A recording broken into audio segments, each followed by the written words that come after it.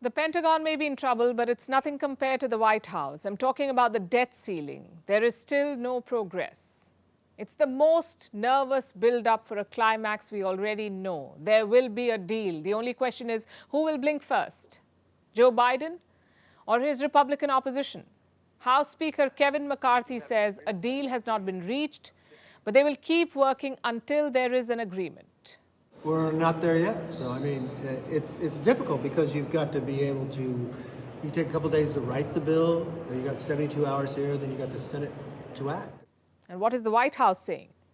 They said Tuesday's talks were productive. They also said that a default was off the table. Listen to this. They both reiterated that default is off the table, and only way forward is in good faith and toward a bipartisan budget agreement. This deadlock has consequences. American stocks closed in the red on Tuesday. Even Indian markets felt the heat. The Sensex dropped 200 points in today's trade. This is what many experts had warned about, that a deal will be reached, but the damage will be done by then. Markets do not really look at political games. They're only concerned about sentiment. In this case, the mood is of uncertainty. One victim of this uncertainty could be the Indian rupee. Experts say the rupee could slip further. And why is that? Because there is more demand for the dollar. The greenback is considered a safe haven, meaning it can withstand economic shocks and uncertainty, which is what investors are looking for. They're spooked by the looming debt deadline. So they are betting on the US dollar, and the rupee could be the collateral.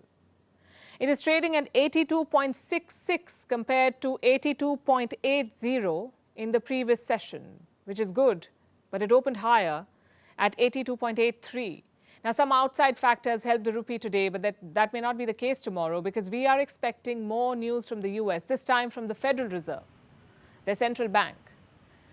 Minutes from their monthly meeting will be released overnight, and that could influence the markets. There are two possibilities on the table. The Fed can either increase rates again or they can hit the pause button.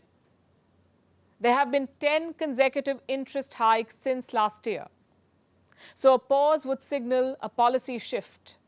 Experts are predicting a 30% chance of rate hike in June. But coming back to the rupee, how will a weaker rupee hurt you and me? Through our imports. When India buys commodities, it uses American dollars. If the dollar is more expensive, our imports cost more. In one word, inflation.